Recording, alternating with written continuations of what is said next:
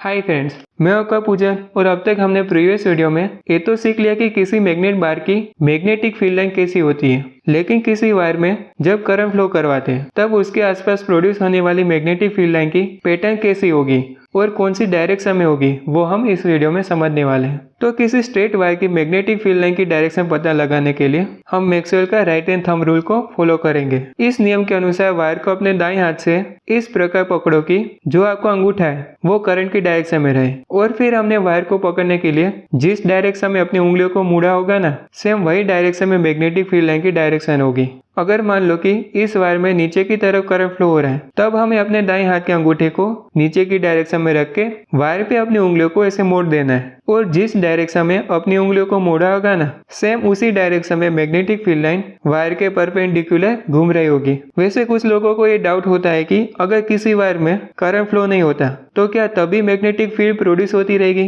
तो इसका आंसर है नहीं। देखो, आपको एक बात दिमाग में फिट कर देनी है कि जिस वायर में चार्ज मूव होता है, आई मीन करंट फ्लो होता है, सिर्फ तभी मैग्नेटिक फील्ड प्रोड्यूस होगी। अगर वायर के अंदर करंट फ्लो नहीं होता तो मैग्नेटिक फील्ड प्रोड्यूस नहीं होगी, यानी कि सिर्फ मूविंग चार्ज ही मैग्नेटिक फील्ड प्रोड्यूस करती है। इस इलेक्ट्रोमैग्नेटिज्म वाले यूनिट में ये दो सिंबल का यूज आगे की वीडियो में काफी यूज होने वाला है, तो थोड़ा इसके बारे में जान लेते हैं। जनरली आप सब लोगों को पता ही होगा कि 3 डायमेंशन में टोटल 6 डायरेक्शन होती है। North direction, south direction, east direction, west direction, outward direction and inward direction.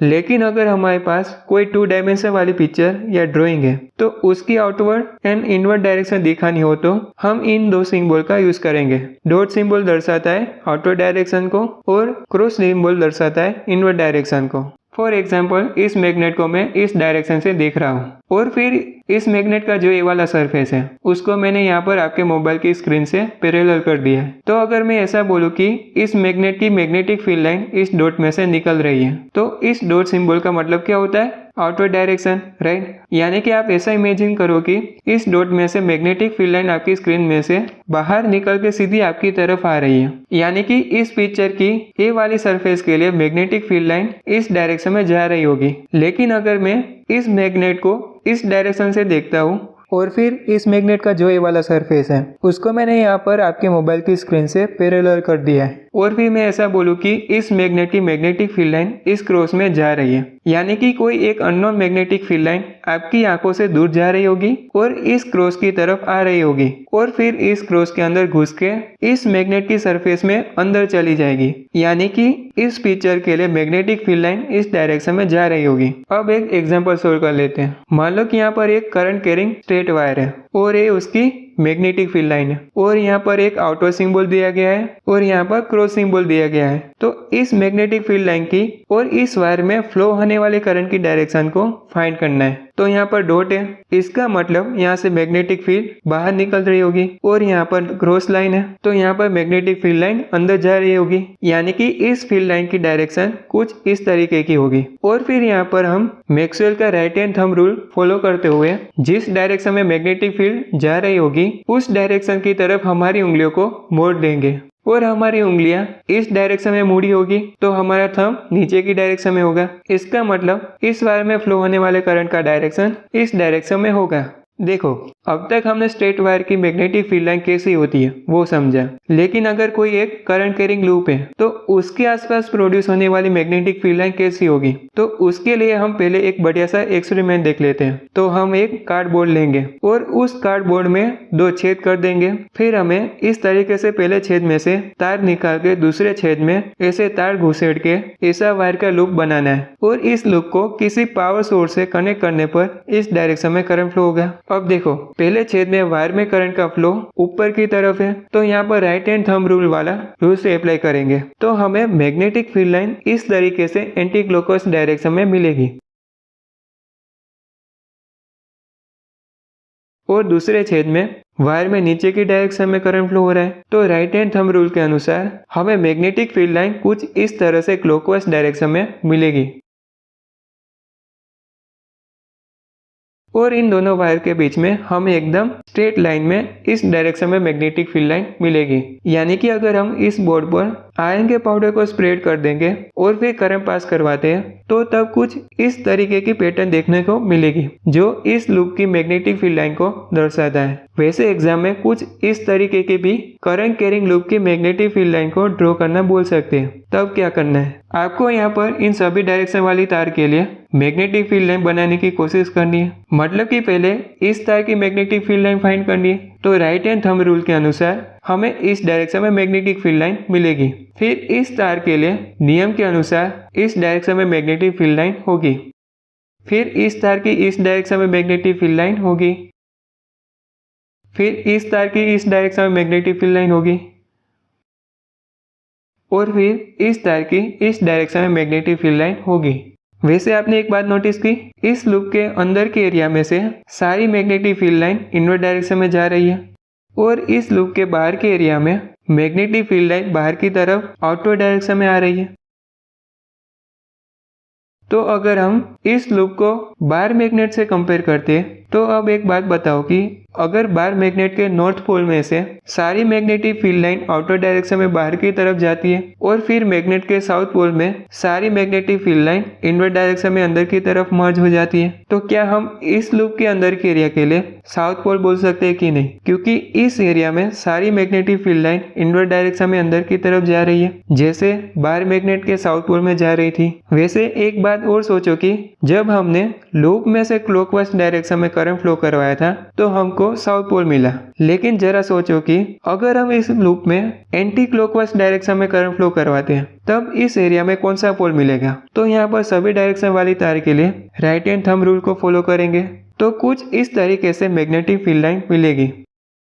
यानी कि अब इस एरिया में magnetic field line outward direction में जा रही है, यानी कि इस लूप के अंदर के एरिया को नॉर्थ पोल बोल सकते हैं। तो सभी मैग्नेटिक लूप के दो पोल होते हैं। अगर इस साइड देखते हो तो करंट क्लॉकवाइज डायरेक्शन में फ्लो होता हुआ नजर आएगा, यानी कि उस साइड मैग्नेटिक लूप का साउथ पोल है, और इस डायरेक्शन से देखने पर करंट एंटी क्लॉकवाइज डायरेक्शन में फ्लो होता हुआ नजर आएगा, यानी कि उस साइड नॉर्थ पोल है।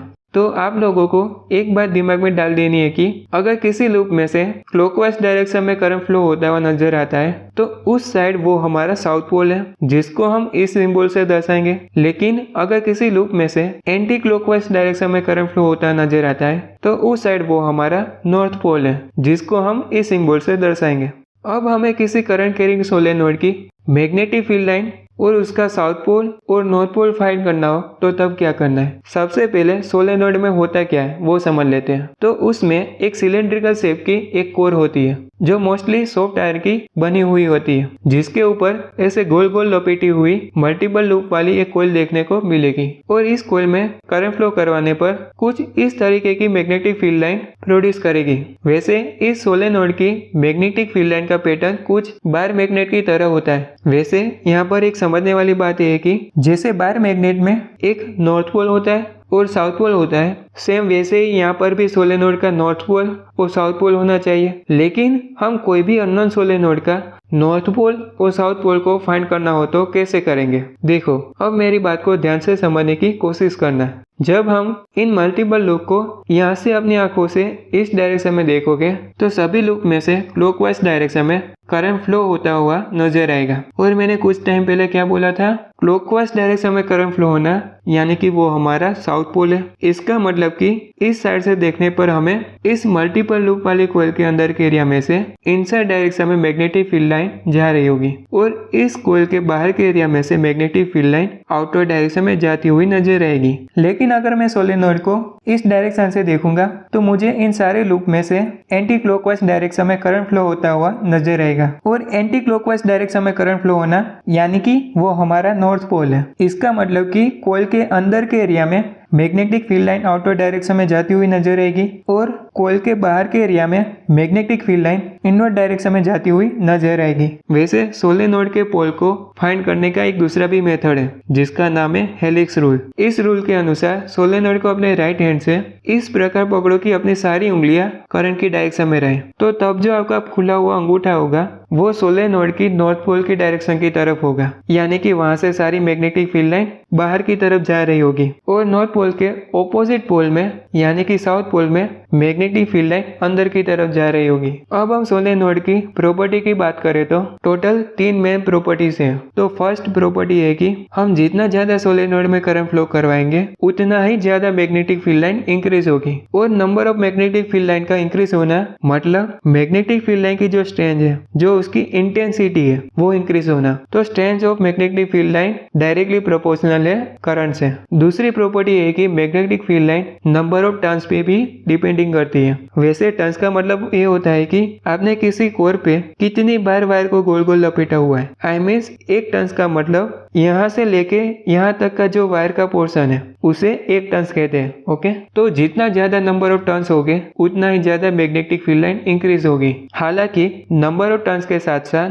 उस वायर की लेंथ पे भी डिपेंडिंग होती है। मतलब कि आप 10 सेंटीमीटर वाली वायर से आप 3 टर्न्स की एक कोल बनाते हो और वही सेम 10 सेंटीमीटर वाली वायर से आप 5 टर्न्स वाली कोल बनाते हो, तो 5 टर्न्स वाली कोयल के पास ज्यादा मैग्नेटिक फील्ड लाइन होगी कंपेयर टू 3 टर्न्स वाली कोयल से। यानी कि strength of magnetic field line directly proportional होती है number of turns per unit length से। तीसरी प्रॉपर्टी है कि मैग्नेटिक फील्ड लाइन इस बात पे भी डिपेंडिंग करती है कि उसके कोर में कौन सी चीज है। मेरा कहने का मतलब है कि जो सोलेनोइड के अंदर के पोर्शन में जो फ्री स्पेस रह जाती है ना, उसके अंदर कौन सा मीडियम है उस पे भी डिपेंडिंग करता है, जिसको हम परमिएबिलिटी ऑफ फ्री स्पेस कहते हैं। और कोर का medium air, soft iron, cobalt, निकल कुछ भी हो सकता है। ओके, अब करंट कैरिंग लूप की एप्लीकेशन की बात करें तो अगर इस सोलेनोइड का जो कोर है अगर वो सॉफ्ट आयरन से बना हुआ होता है तो वो कोर इलेक्ट्रोमैग्नेट की तरह बिहेवियर करने लगता है, या आप कह लो कि टेम्पररी मैग्नेट की तरह बन जाता है। यानी कि जब तक आप इस सोलेनोइड में पावर सप्लाई देते रहोगे सिर्फ तब तक के लिए